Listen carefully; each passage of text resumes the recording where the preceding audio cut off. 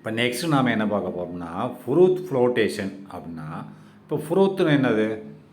நுரைன்னு அர்த்தம். இப்போ நம்ம சர்ப்பு போடுறோம் துணி துவைக்கிறதுக்கு, ஒரு தண்ணியில் நல்லா சர்ப்பை போட்டு கலக்கிறோமில்ல, மேலே நுரை வருது இல்லையா? மேலே நுரையாக வருது இல்லையா? அதுதான் நுரை. நுரை வந்து மேலே தானே மிதக்குது, தண்ணி பூரா கீழே இருக்குது. சர்ப்பை போட்டு கலக்கும்போது நுரை வந்து என்ன தண்ணிக்கு மேலே மிதக்குதா? சர்ப்பு பவுடர் போட்டு நல்லா கையை வச்சு கலக்குனேன்னா நுரை மேலே வந்துடும். அதான் ஃப்ரூட் ஃப்ளோட்டேஷன் அப்படின்னா நுரை மிதத்தல். அப்போ நுரை மிதத்தல் இது இந்த வழியாகவும் நம்ம பிரிக்கலாம். இதுக்கு பேர் நுரை மேலே மிதங்குவது. இப்போ சர்ஃபு போட்டு பழக்கிறீங்களா, அது மிதங்குதில்ல, அது மாதிரி தான். இதோட தத்துவம் என்னென்னா, திஸ் ப்ராசஸ் டிபெண்ட்ஸ், இந்த ப்ராசஸ் வந்து சார்ந்து இருக்கிறது அல்லது செய்யப்படுகிறது. இந்த ப்ராசஸ் செய்யப்படுகிறது. இந்த இடத்துல ஆக்சுவலி டிபெண்ட்ஸ்னால் இந்த ப்ராசஸ் இந்த வழியாக சார்ந்து இருக்கிறதுன்னு அர்த்தம். இது இப்படி செய்கிற இந்த வழிமுறையை இப்படி செய்கிறாங்கன்னு அர்த்தம். The process depends on the preferential wettability of the ore அப்படின்னா, இந்த ப்ராசஸ் இந்த செயல்முறைகள் இதை சார்ந்து இருக்கின்றன. எதை? இந்த ப்ரிஃபரன்ஷியல்னால் முக்கியத்துவம் கொடுக்கப்படுகிறது இந்த ஓருக்கு. என்னது? ஓரை பிரித்தெடுக்கணும் இல்லையா? மெட்டலை பிரிக்கி எடுக்கக்கூடிய இந்த ஓர்னா தனிமத்துக்கு தனிமம் எப்படி இருக்கணும்? அதில் உள்ள மெட்டல்கள், அந்த ஓரில் உள்ள மெட்டல்கள் எப்படி இருக்கணும்? வெட்டபிலிட்டியாக இருக்கணும். வெட்டபிலிட்டி ஈரத்தன்மை உடையதாக இருக்கணும். அப்படி இருந்தால் ப்ரிஃபரன்ஷியலாக முக்கியத்துவம் கொடுக்கப்படுகிறது. எதற்கு? வெட்டபிலிட்டினா ஈரப்பதம் இருக்கக்கூடிய ஓராக இருக்கணும். Of the வெட்டபிலிட்டி of the ore அப்படின்னா, அந்த ஓரானது, அந்த தனிமமானது எவ்வாறு இருக்கணும்? அது வந்து வெட்டபிலிட்டியாக இருக்கணும். அப்படி இருந்தால் இந்த வழிமுறையை ஃப்ரூட் ஃப்ளோட்டேஷன் என்ற வழிமுறையை கடைபிடிக்கலாம். வித் ஆயில்னால் ஒரு ஆயில் கூட இது ஒட்டிக்கிறணும். வெட்டபிலிட்டினா ஒட்டிக்கிறணும் அப்படின்னு அர்த்தம். வித் த ஆயில் அந்த என்ன ஆயில்? பைன் ஆயில் கூட இது ஒட்டிக்கிற மாதிரி இருக்கணும். ரைட்டா? இது ஈரப்பதமாக இருந்து அதை ஒட்டிக்கிடணும். அந்த மாதிரி இருந்துச்சுன்னு சொன்னால் இதை கடைபிடிக்கலாம். அண்டு கேங்யூன்னு என்னது? வேஸ்ட்டு தானே.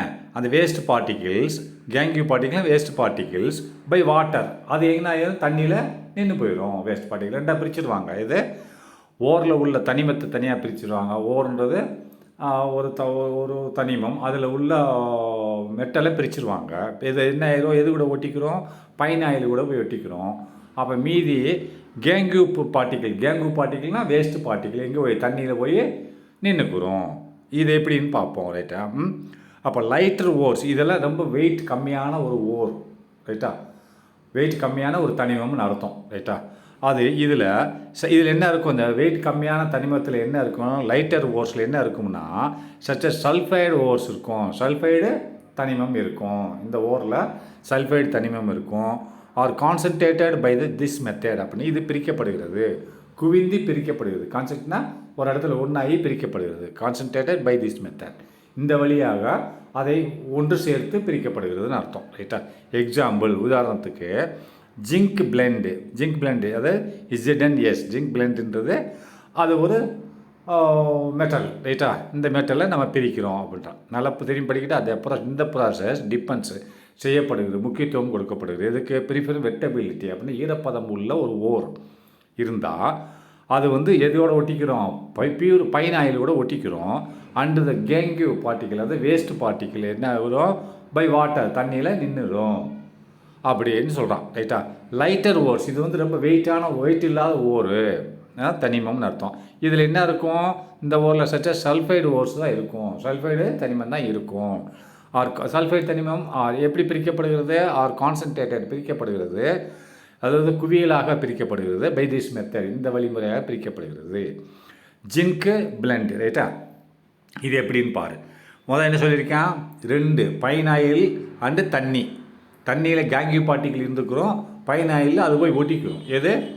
Zinc blend. ரைட்டா? இது எப்படின்னு பாரு. இது என்ன செய்திருக்கான்?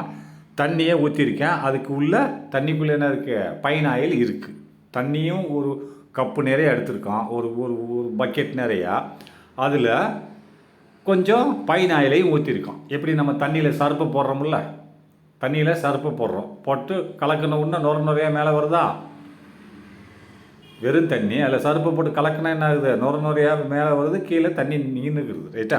அதேமாதிரி தண்ணியை போடுறான், பயனாயிலே உள்ளே ஊற்றிக்கிறான். இப்போ என்ன பண்ணுறான்னா இந்த தனிமத்தை போடுவான், அந்த ஓரை போடுவான் உள்ளே. ஓரை போட்ட உடனே என்ன ஆகும்னு சொன்னால் இந்த ஒரு ஒரு நடுவில் ஒரு ஒரு டியூப் மாதிரி வந்து வச்சுருக்கான் பார்த்தியா, இது வழியாக வந்து கேஸை பாய்ச்சுவான்.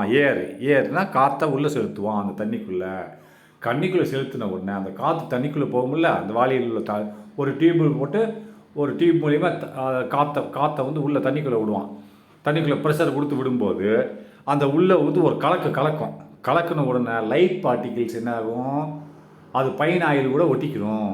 பைன் ஆயில் இதில் இருக்கு இல்லையா, அப்போ பைன் ஆயில் கூட எல்லாம் ஒட்டி அதை ஒட்டிடுன்னு சொல்லலாம். ஓர் வந்து ஒட்டிடுன்னு சொல்கிறாங்களா, இதில் உள்ள ஓர் எது ஜிங்க் பிளேண்டு வந்து இதில் ஒட்டிக்கிறோம். பைன் ஆயில் கூட ஒட்டி எங்கே வந்துடும், மேலே வந்து மிதக்க ஆரம்பிச்சிடும் நுரையா. மீதி உள்ள அந்த கழிவு இருக்கு இல்லையா, கழிவுகளை கீழே தங்கியிருப்பார். அதை தான் சொல்கிறான். இது எப்படின்னு பார்ப்போம். நோட், குறிப்பு. வென் த இம்பியூரிட்டி, இம்பியூரிட்டினா கழிவு தான், கேங்கியூ ரைட்டா, கேங்கிலி தான் ரைட்டா.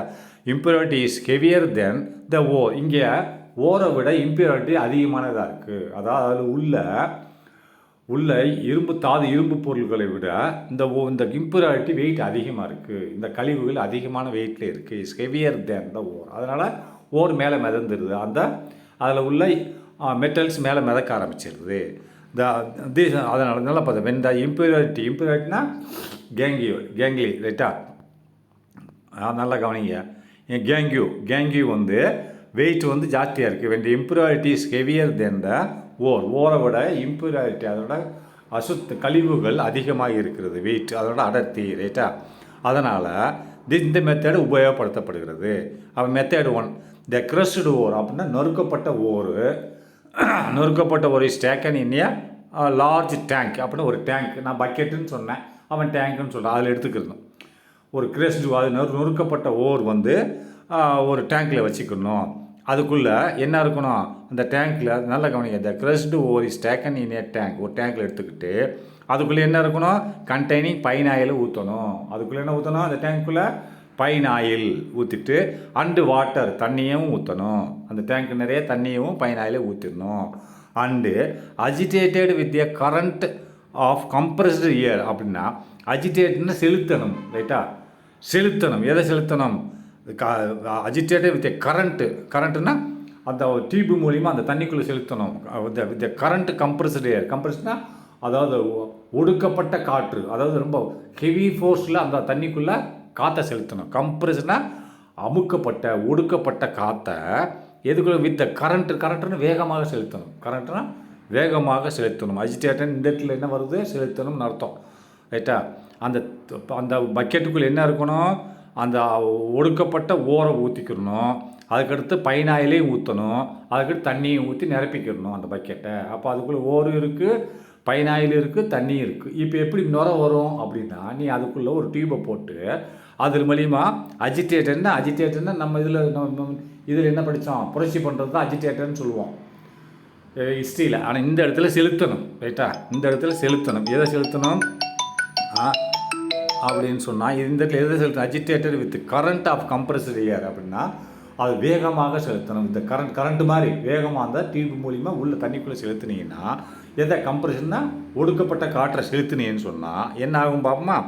த ஓர் இஸ் வெட்டட். அந்த ஓர் வந்து அதுக்குள்ளே இருக்க வேறு வந்து ஈரப்பதமாகி பை த ஆயில் ஒட்டிக்கிறோம். அதெல்லாம் ஓரில் உள்ள மெட்டல்ஸ் எல்லாம் இதில் வந்து ஒட்டிக்கிறோம் ரைட்டா. அந்த ஓர்ன்றது அதான் மெட்டல்ஸ் ரைட்டா. அந்த ore is wetted by the oil அப்படின்னா இந்த ஆயிலில் வந்து ஒட்டிக்கிறோம். And gets separated from the gangue அப்படின்னா அந்த கேங்குன்றது ஒரு கழிவுலேருந்து பிரிஞ்சிடும். ஏன்னா எல்லாம் ஒன்று போல் இருந்துச்சு இல்லையா, ஒன்று போல் இருந்தது வந்து இப்போ பிரிஞ்சிடும். என்னது பிரிஞ்சு இது போய் என்னது ஒட்டிட்டு ஓர் போய் ஒட்டிக்கிறோம், ஆயில் கூட ஒட்டிக்கிட்டோம். அண்டு கெட்ஸ் செப்பரேட்டட் ஃப்ரம் கேங்குன்னு அந்த கழிவு சேர்ந்து தானே மொத்தமாக இருந்தது. இப்போ அந்த கேங்கு என்ன பிரிஞ்சிடும், கேங்குன்னு கழிவு பிரிஞ்சிடும். இந்த ஃபார்ம் ஆஃப் எந்த ஃபார்ம் ஆஃப் ஃப்ரோத்துன்னு பிரிஞ்சிடும். அண்ட் கெட் செப்பரேட்டட் ஃப்ரம் கேங்கிலிருந்து பிரிஞ்சுட்டு என்ன வடிவத்தில் வந்துடும் இந்த ஓர், அந்த ஜிங்க்ன்ற ஒரு என்னது ஜிங்க் பிளெண்டுன்ற ஒரு இது ஒரு மெட்டலு என்னவாக மாறி எங்கே வந்து நின்றோம், மேலே நுரையாக மேலே வந்து இருக்க ஆரம்பிச்சிடும். அப்போ கீழே என்னவாக இருக்கும், கீழே கேங்கியூ இருக்கும் அப்படின்றான். அதை தான் நல்லா படிங்க. The ore is wet by the oil, அதாவது ஆயில் கூட சேர்ந்து கலந்துரும். அண்டு கெட்ஸ் செப்பரேட்டட் ஃப்ரம், அதாவது கெட்ஸ்னால் இருக்கும், செப்பரேட்டட் ஃப்ரம் கேங்கி வந்து பிரிஞ்சிடும். பிரிஞ்சதுக்கப்புறம் என்ன வடிவத்தில் இருக்கும், இந்த ஃபார்ம் ஆஃப் ஃப்ரூட். எந்த வடிவத்தில் வந்து நிற்கும், இந்த ஃபார்ம் ஆஃப் ஃப்ரூத்தில் நுரையாக மேலே வந்து நிற்கும்.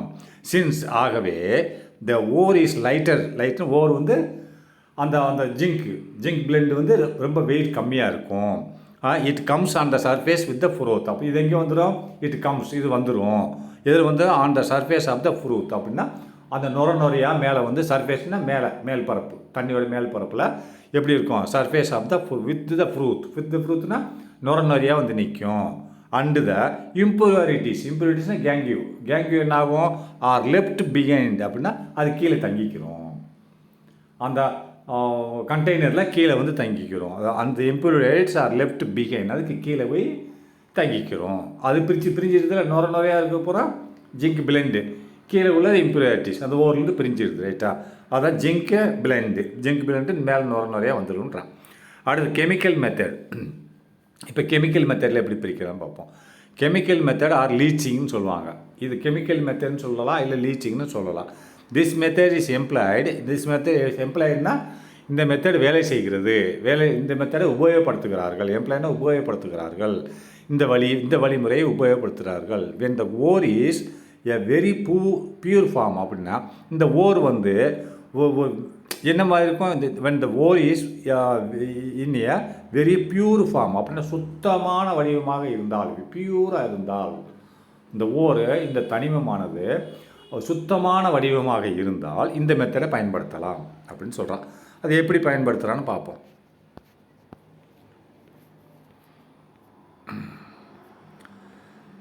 த ore is treated with a suitable ரீஜென்ட்னா ஒரு வேதிப்பொருள், வினைபுரியும் பொருள். ரீஜென்னா அதை மறுவடிவம் உண்டாக்கும். ரீஜென்றது ஒரு வேதிப்பொருள், வினையை உண்டாக்கும் ஒரு பொருள். இந்த ore is treated with a suitable reagent, அப்படின்னா இந்த ஓரை எதோட கலக்கிறாங்க, இஸ் ட்ரீட்டட்னா வினைபுரிகிறது, வித் எ சூட்டபிள் ரீஜென்ட் ஒரு மறுவடிவம் கொடுக்கும் ஒரு ஏஜென்ட். இது ஏஜென்ட்னா ஒரு வேதிப்பொருளோட இதை என்ன பண்ணுறாங்க, கலக்கிறாங்க. சச் தட், ஆகவே த ஓர் இஸ் சோலியபிள் இன் இட், அந்த ஓர் வந்து அதில் சோலியபிளில் கரைஞ்சிருது. இந்த ஓர் என்னது, அதில் கரைஞ்சிருது. பட் இதில் இந்த ரீஜென்ட்னு சொல்கிறோம்ல, ரீஜென்ட்டில் இந்த ஓர் கலைஞ்சிருது. ரீஜென்ட்னா ஒரு வேதிப்பொருள், அது தண்ணி மாரி இருக்கும். ரைட்டா, தண்ணி மாரி இருக்கக்கூடிய ஒரு வேதிப்பொருள் அதில் கரைஞ்சிருது. எது, இந்த ஓர். பட் த இம்புரிட்டிஸ் ஆர் நாட், இம்புரிட்டிஸ் வந்து கரையாது. இந்த ஓருக்குள்ள இம்புரிட்டிஸ் இருக்கும் இல்லையா, அதில் உள்ள கூட மெட்டல்ஸ் கரைஞ்சிருது, ஆனால் வந்து இம்புரிட்டிஸ் கரையாது. பட் த இம்புரிட்டிஸ் ஆர் நாட், அந்த எதில் கரைஞ்சிருது, இந்த ரீஜன் சொல்கிறோம்ல, ரீஜன் ஒரு சோலியபிள், ஒரு சொல்யூஷன் அதுக்குள்ளே இது கரைஞ்சிருது ஓர். ஆனால் அதில் இம்புரிட்டிஸ் இருக்கும்ல ஓருக்குள்ளே, அந்த இம்புரிட்டிஸ் மட்டும் கரையாது. ரைட்டா, அது இப்போ த இம்புரிட்டிஸ் ஆர் ரிமூவ்டு பை ஃபில்ட்ரேஷன். அப்போ கரையிலேன்னு சொன்னால் அது மேலே நிற்கும், அதை வந்து ஃபில்டர் பண்ணி வெளியே எடுத்துடலாம். அதை சுத்திகரித்து மேலே கரையாமல் இருக்கும். கரைஞ்சது பூரா லிக்விட் ஆகிரும். இப்போ நம்ம உப்பு கரைக்கிறோம், தண்ணியில் போட்டால் கரைஞ்சிரும். ரைட்டா, உப்பு கூட 2 செத்தைகளை போட்டிருக்கோம், 2 செத்தைகளை உப்பில் இருக்குது. அது உப்பு கரைஞ்சிரும், அந்த செத்தைகள் மேலே மிதங்குமில்ல, அந்த செத்தைகளை தூக்கி வெளியில் போட்டுடலாம்ல. இப்போ நான் உப்பு 2 கண்டு உப்பு போடுறேன், அதில் ஏதாவது ஒரு கத்திரிக்காய் இது நம்ம ஏதாவது ஒரு செத்தை இருக்குது, செத்தையை சேர்த்து கலக்கிறேன். ஆனால் உப்பு கலந்துரும், ஆனால் அந்த செத்தை மிதங்குமில்ல, அந்த மிதக்க தூக்கி வெளியே போட்டுடலாம்ல. அதுதான் இதில் ஓர் வந்து கரைஞ்சிருது. அந்த ரீஜென்ட் ஒரு திரவம் மாதிரி இருக்கக்கூடிய ஒரு வேதிப்பொருள், அதில் கரைஞ்சிருது. ஆனால் இது கரையலை, இம்புரிட்டிஸ் கரையலை. அப்போ மேலாப்பில் இருக்குது. த இம்புரிட்டிஸ் ஆர் ரிமூவ்டு உடனே பை ஃபில்ட்ரேஷன். அதை ஃபில்டர் பண்ண உடனே வெளியில் வந்துடும். ஃபில்டர் பண்ணோன்னா அந்த இம்புரிட்டிஸ் வெளியில் போயிடுது. த சொல்யூஷன் ஆஃப் த ஓர், அப்படின்னா இப்போ அந்த சொல்யூஷன், அந்த ஓருக்குள்ளே இருக்க சொல்யூஷன் வந்து இரும்பு தாது தான். ரைட்டா, அப்போது the solution of the ore example என்னது, த ஃபில்டர்னா அது ஃபில்டர் பண்ணப்படுது. ஃபில்டர்னா அதை சுத்திகரிக்கப்படுகிறது. இது is treated with a suitable reagent which precipitates the ore அப்படின்றான். விச் பெர்சிபேட்ஸ் த ஓர்னு சொன்னால் நல்லா பாருங்கள். த soluble ஆஃப் த ஓர் அப்படின்னு சொல்லும்போது இந்த ஓருக்குள்ளே இருக்கக்கூடிய சொல்யூஷன்ன்றது அந்த அந்த திரவத்துக்குள்ள தானே கரைஞ்சிருக்கு ஓர். த சொல்யூஷன் ஆஃப் த ஓர், அதாவது அந்த ஓர் கரைஞ்சிருக்கக்கூடிய சொல்யூஷனானது இது ஃபில்டர் பண்ணப்படுகிறது. த ஃபில்ட்ரேட்னா அது ஃபில்டர் செஞ்சு is treated with the suitable reagent அப்படின்னா இது ஒரு ஒரு தகுதியில் ஒரு கரைசல் மூலியமாக ஒரு ரீஜென்ட் மூலியமாக இது ஃபில்டர் செய்யப்படுகிறது. விச் ப்ரிசிபேட்ஸ் த ஓர் அப்படின்னா இதிலிருந்து அந்த ஓர் பிரித்து எடுக்கப்படுகிறது. அதுக்கு பேர் தான் எக்ஸாம்பிள் பாக்சைட், ரைட்டா. பாக்சைட்டு இது இந்த ஓர் ஆஃப் த அலுமினியம், ரைட்டா. பாக்சைட்லேருந்து அலுமினியம் பிரித்து எடுக்கப்படுகிறது, ரைட்டா. இதை பார்த்துக்கோங்க.